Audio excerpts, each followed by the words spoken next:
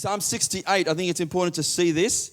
Verse 5, a father, Jesus is talking about God, a father of the fatherless and a judge of the widows is God in his holy habitation. A father of the fatherless. And again, the word fatherless means to be orphaned or to, without not having a father, to be lonely. Some translation says it's lonely.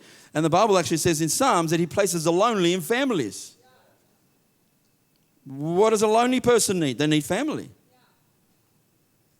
And so this revelation of God's a father to the fatherless, I think, okay, I had a physical father, but I still felt I felt like I wasn't fathered. Because he didn't know Jesus, he didn't know the Lord, he didn't know how to intimately connect with me or our kids, his kids. So I felt fatherless, even though I had a father in my home. So only God can fill this and change us, to transform us, to see the Father, to see him the way he loves us. When you see his love, that love changes you, then it gives you the capacity to love like that. To change your family. You following me? Because remember I was saying, if we all got dysfunctional families, you usually relate in the way we've been trained and taught, and this is the habit, this is our mindset. That's what I was saying. Sometimes if you come from a real abusive family, and we've all, to some degree, have grown up in an abusive family, to some degree, some way worse than others. But if you've thought to yourself, Leo, you don't know how bad my dad was. He physically abused me or sexually abused me. Some horrific things could take place. So you got a different understanding, or you don't understand intimacy correctly. It warped you. It shaped you. It scarred you. Only God can heal that. So if you come in without God healing you, you're going to have this thing, I'm going to find family. I'm going to find family in a few weeks. And when you don't find family intimacy, what you think it's going to look like in a few weeks, you go, that's it, I'm getting up, I'm leaving. I'm going to go find some other family. Because I don't find it straight away. Because we all have different expectations. So what I'm trying to say is let's get healed. Let's understand what family is. Family doesn't mean we agree on eye to eye on everything. Now we might think, but I've got to understand, I've got to agree on every point. No. Our family don't agree on every point. But there's something there that's bonding us together. I believe it's love. It's complete love and trust. There's something, like they know we love them, the children I'm talking about. So there's a trust factor taking place. Okay, let me look at something. All right. I wanted to read, this is important. An ideal family can be defined as a unit that provides love, support, stability to its members. It is a family where each member feels valued. This is really important. Respected. See, you can value someone and not even agree with them.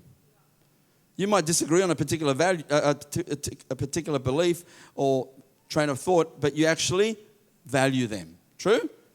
You value them, you respect them, and support. Where are we?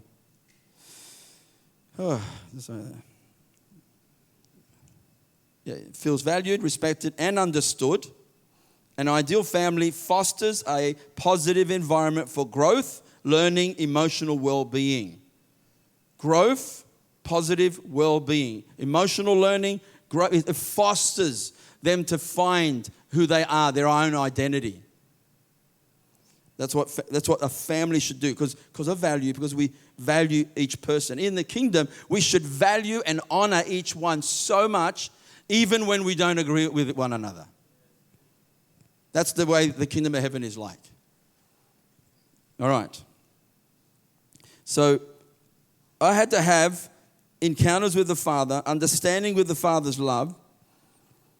There were things that I grew up, that I unconsciously, you don't even know you're doing it, unconsciously bring it into this family unit with my wife. First of all, when we first got married, man, I saw my dad, back in the generation, right? You're talking about the Italian generation, my dad was king at home. Now, he finished work. He was a provider, breadwinner, provider, comes home. He puts his feet up, and I just saw my mum serve him.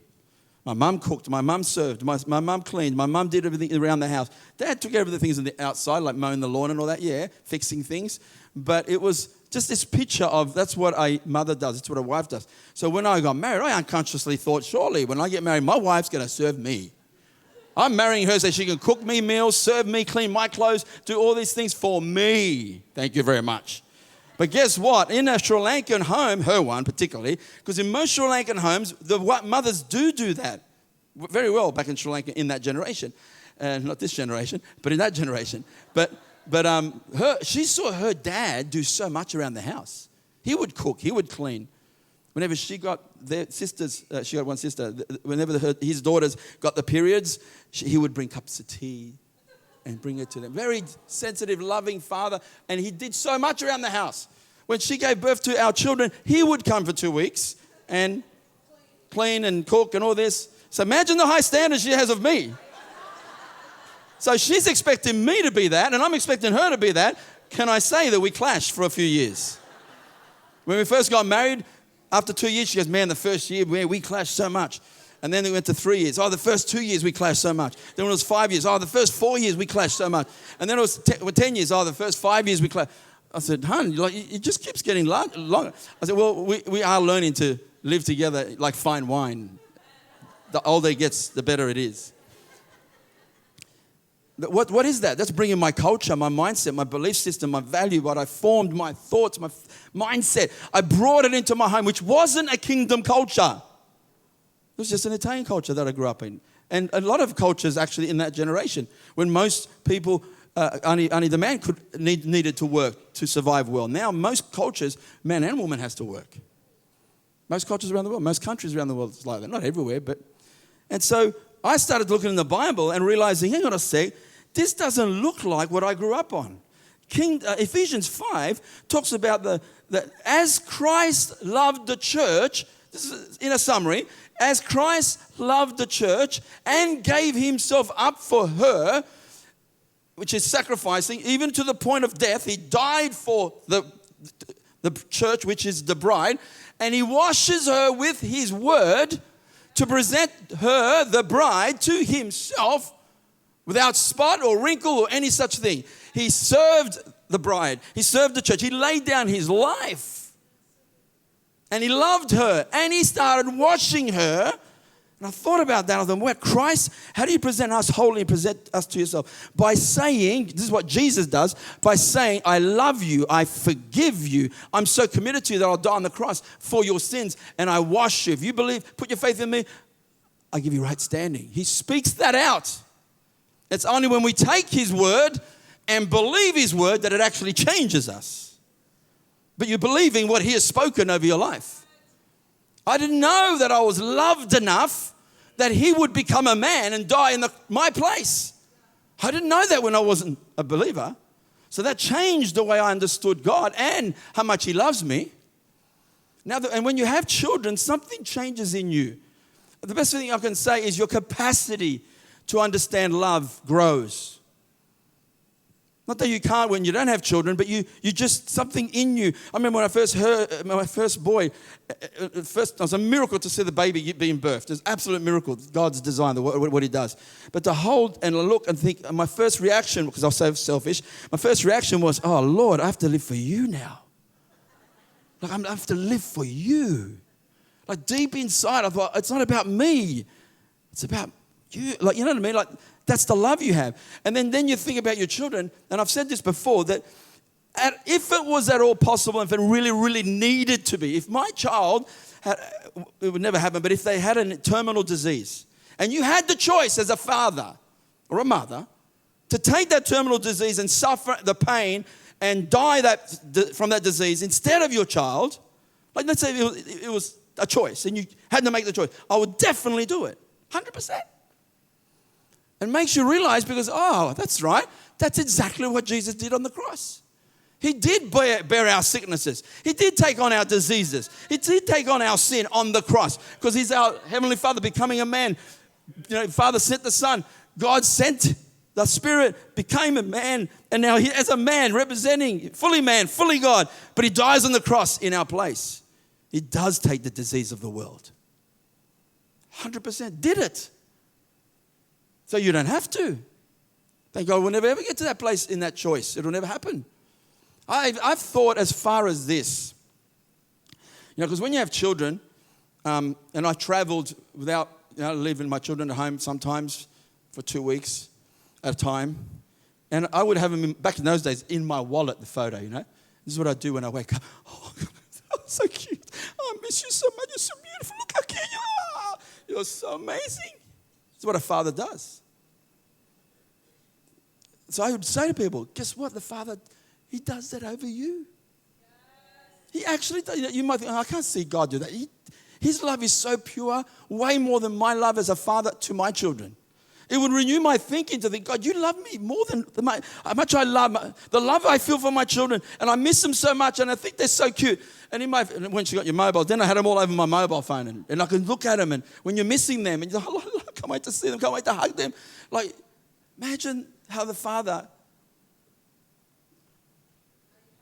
is in love over you. Now we're doing it to our grandchildren. Because I don't do that. The adults, if I went away, I don't go to see Josiah's adult face and go, oh, Josiah. I'll still miss him, but it's different. I don't know why. No, I would miss them dearly if I went away from, that's who I'd miss. I'd miss my children and my wife if I was away, 100%. And maybe I would go back to the adult face and go, oh, I miss you.